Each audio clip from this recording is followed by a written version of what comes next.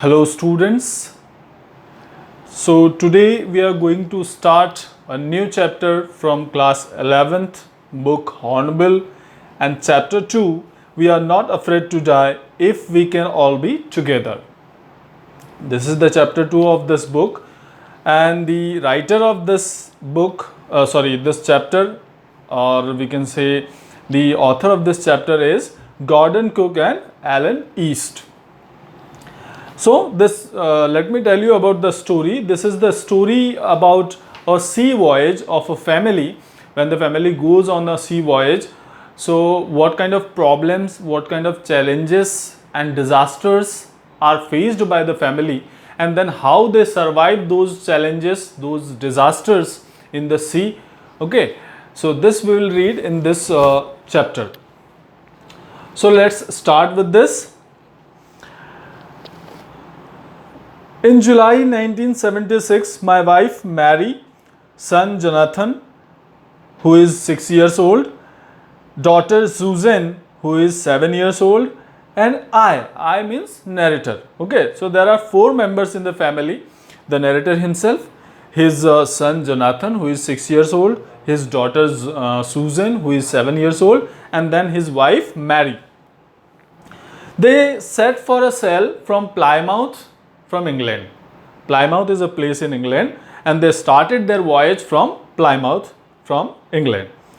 And why did they go on, or why did they decide to go on a voyage? Because they wanted to duplicate the round the world voyage made 200 years earlier by Captain James Cook. Captain James Cook was a great person in England, and he took around the world. Okay, he went on a voyage and he covered the whole world. Okay, and they wanted to covering the actually that voyage was made before 200 years. So they wanted to go on the same kind of a or similar voyage. They wanted to duplicate. Duplicate means they wanted to copy that. Now, so that's why they decided to go on a voyage. For the longest time, Mary and I, a 37-year-old businessman, had dreamed of sailing in the wake of the famous explorer. And for the past 16 years, we had spent all our leisure time honing our seafaring skills in British waters. So, for the longest time, here the narrator is saying that for the longest time, he and his wife Mary, they had been thinking about going on a voyage and to explore the world. And for that, they had been practicing for 16 years, and they had been honing their seafaring activities, seafaring skills. You can see the boat is, this is the picture of a boat where 3 people are sitting there, 3-4 people are sitting there.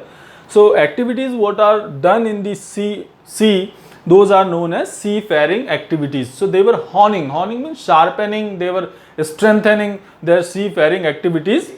They had been sharpening their seafaring activities for how many years? 16 years. So that was a lot of practice. That was quite a long time. Now, our boat Wave Walker. Now Wave Walker, this is the Wave Walker, you can see. Okay, and this can be the name of the boat, but Wave Walker is a kind of boat. So their boat was a Wave Walker, which was 23 meters long and 30 ton. It weighed 30 ton, and it was made of wooden. And that was a beautiful boat, had been professionally built, and we had spent months fitting it out and testing it in the roughest weather we could find. So it took months of time in fitting that boat to that family. Okay, and then they had been testing that boat in the roughest sea, whatever kind of roughest sea they could find. In that roughest sea, they were testing that boat. They had been testing that boat. The first leg of our planned 3-year 1,05,000 kilometer journey passed pleasantly as we sailed down the west coast of Africa to Cape Town. So when the narrator started their first voyage, so they started their voyage with the first leg means first step, you can say, what we call in Hindi padav. So that first leg was completed pleasantly, okay. And what was the overall length of their voyage? That was overall distance of their voyage, that was 1,05,000 kilometers. So the first first leg of that voyage was completed pleasantly, happily, from Africa to Cape Town. This is the roughest sea, you can see, and this is the picture or the map of Cape Town. So from Africa to Cape Town, they happily went on the voyage, okay. Now as we sailed down the west coast of Africa to Cape Town, there before heading east, we took on 2 crewmen, American Larry Wiesel and Swiss Herb Sizzler, to help us tackle one of the world's roughest seas, the southern Indian Ocean. So after that, before moving towards the east direction from the Cape Town, they hired or they took 2 crewmen, the persons, those who go on the sea voyage, those are known as crewmen. So they hired 2 crewmen for tackling the ship, for tackling the boat into the roughest sea of the world, that is Indian Ocean,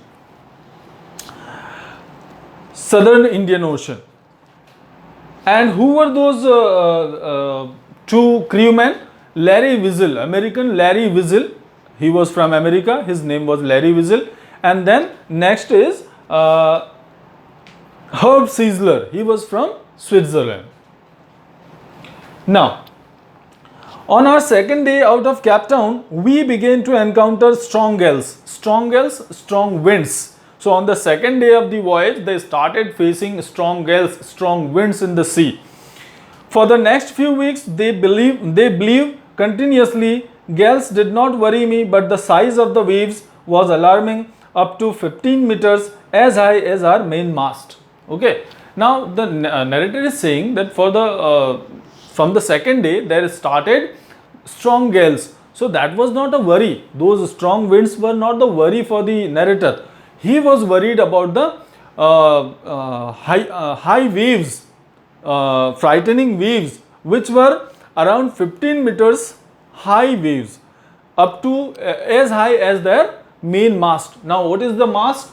You must have seen the mast. Mast is the pole. This is the mast. This is the mast, you can see. So the height of this mast is around 15 meter, and if you calculate in foot, so it will go up to more than 50 feet. So the wave's height was that much, more than 50 feet. Now you can imagine how terrible those waves were. Now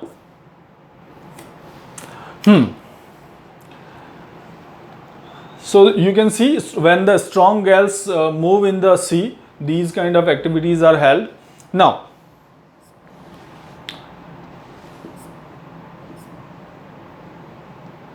see the height of waves.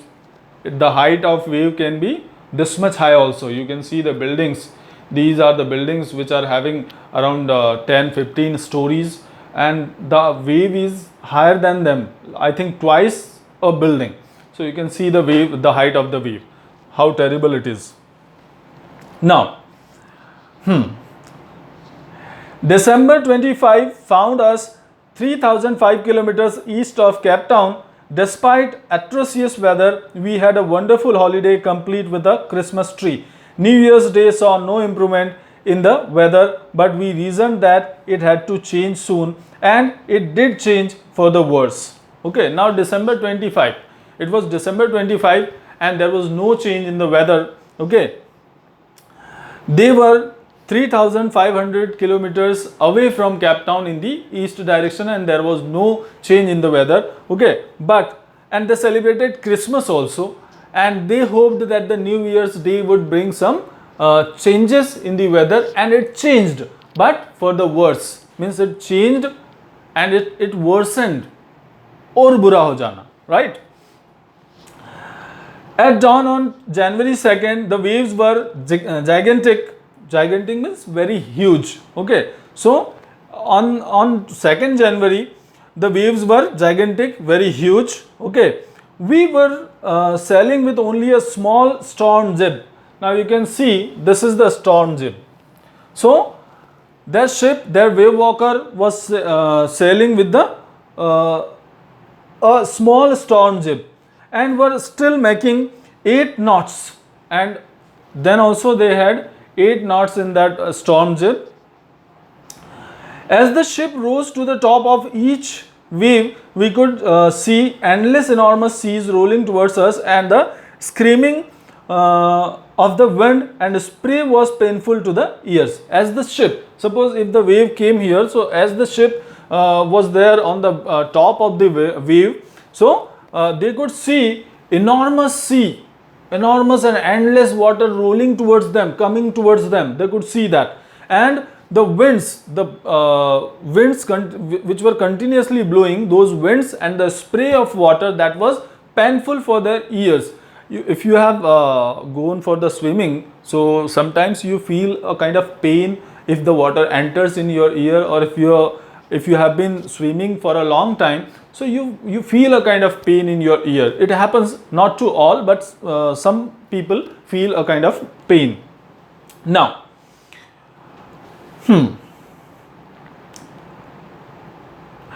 to slow the boat down, we dropped the storm jib and lashed a heavy mooring rope in a loop across the stern. Now, what is stern?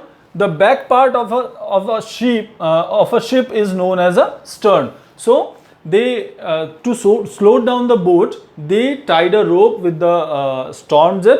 Okay, and then they tied the another part, or another part of that rope to this stern to slow down the boat.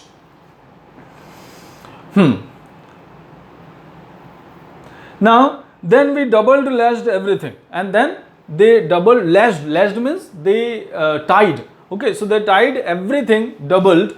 Okay. After that, went through the life raft drills. Life raft drills. This is called life raft boat. Okay, these kind of instruments are found on the ship, and this is called life raft. You can say transoceanic life raft. So this is called life raft. So they saw for this also, because they knew very well something disastrous was going to happen in the sea and with them. Now, after life raft, they attached lifelines. These are the lifelines, you can see, these are the lifelines. Then donned oilskins. Donned oilskin means put on the oilskins. Now this is the oilskin, the person what he is wearing in the sea, these kind of oilskins are worn. Now after that, they wore jacket and waited for the disaster. They wore these kind of jackets and then they waited for the disaster, because they knew it was inevitable, it was to come, anyhow it will come. That's why they just waited and they could not do anything else. The first indication of impending disaster came at about 6 p.m. with an ominous silence. The first indication, the first sign of ominous disaster came around 6 p.m. in the evening. Ominous means bad. The wind dropped and the sky immediately grew dark. Then came a growing roar and an enormous cloud towered after the ship. Now what happened? You must have heard that if any storm has to come or anything bad has to happen, so before that, just before that, it happens that there spreads a kind of peacefulness, right? So the same happened there also, but the writer was aware of this thing. If this peacefulness is there, that means something worse or something bad has to happen, right? So they were aware of that thing, and that happened. A large cloud-like thing towered over their ship, okay, in the aft, over the aft of the ship. Aft means the back part of the ship, okay. So that cloud-like thing was towering there. And then what happened? With horror, I realized that it was not a cloud but a wave like no other I had ever seen. It appeared perfectly vertical and almost twice the height of the other waves, with a frightful breaking crest. Okay, and then to the narrator's shock, to the narrator's surprise, that was not the cloud, that was a wave, gigantic wave, which was twice the other waves. That means those waves were of 15 meters high. Now this wave must be of 30-meter high. So this much high wave was there. So he was frightened very badly, and he was frightful because looking at the breaking crest. Crest means the top part of something. So here the crest of the wave was to fall on their boat. That's why the poet was fearful, frightful. The roar increased to a thunder as the stern moved up the face of the wave, and for a moment I thought we might ride over it, but then a tremendous explosion shook the deck. A torrent of green and white water broke over the ship. My head smashed into the wheel, and I was aware of flying overboard and sinking below the waves. I accepted my approaching death as I was losing consciousness, I felt quite peaceful. Now what happened? That roar means the roaring sound of that wave, that increased, and that was turned into thunder, and their the front part of their boat was rising up, and for a moment the narrator thought that probably they would be survive with that, survive, or they would be able to escape that wave, but it was not so. The next moment the wave fell on the deck of the boat, okay, and there was a explosion because the wave fell from a great height. So there was an explosion, and the narrator's head was smashed into the wheel. Wheel means that steering of the boat. So that was smashed into the wheel, and he knew very well that he was floating over the water, okay, and he was sinking into the water, okay, and now he knew very well that his death was approaching, his death was coming, that was inevitable, he thought so, okay, and he started losing his consciousness, and as he was losing his consciousness, so narrator was feeling peaceful. Unexpectedly my head popped out of the water a few meters away. Wave walker was near capsizing, her masts almost horizontal. Then a wave hurled her upright. My lifeline jerked taut. I grabbed the guardrails and sailed through the air into wave walker's main boom. Now what happened? But as the narrator considered that now he was going to die, surely he and his family members, they were going to die. But what happened after that? Unexpectedly, he didn't hope so, but unexpectedly his head was popped up. His head came up the surface of the water, and then he saw his wave walker, his boat was capsizing. Now what is capsizing? This is the wheel of a boat or a ship. And what is capsizing? See, this is the capsizing position of a ship. So the wave walker's condition was just like this, okay, that was droning into the water, but suddenly then there came a giant and gigantic wave, and that hurled this boat upright, means the boat's position was changed from this position to this position, that was hurled upright. Now then his lifeline, whatever was tied with him, that was he grabbed that, and that was taut means it was tied now, okay, and he was able to grab the guardrails. You can see guardrails, these are the guardrails on a ship. So he was able to grab these guardrails, and then he sailed through with the help of this. He sailed to the main boom. Now what is main boom? Main boom, this is the area which is called main boom, okay.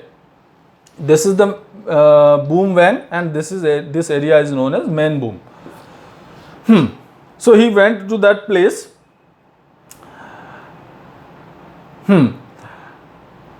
Subsequent waves tossed me around the deck like a rag doll. My left ribs cracked, my mouth filled with blood and broken teeth. Somehow I found the wheel, lined up and stern for the next wave and hung on. Okay, now what happened? The subsequent waves, subsequent means wave, means the waves which came after that, those waves tossed the narrator. Tossed means it, tossed the narrator to the deck of the boat, and his ribs, his left ribs were broken, cracked, okay, and his mouth was filled with blood and teeth, broken teeth. Now, but somehow he found the wheel of the boat. Just I showed you the wheel. Then he found the wheel. Somehow he found the wheel of the boat, and he hung on there. He remained there for some time. Water, water everywhere. I could feel that the ship had water below, but I dared not abandon the wheel to investigate. Suddenly, the front hatch was thrown open, and Mary appeared. Okay. Now, you can see this is the hatch. This is the hatch, and that this hatch was thrown open by Mary, and Mary appeared.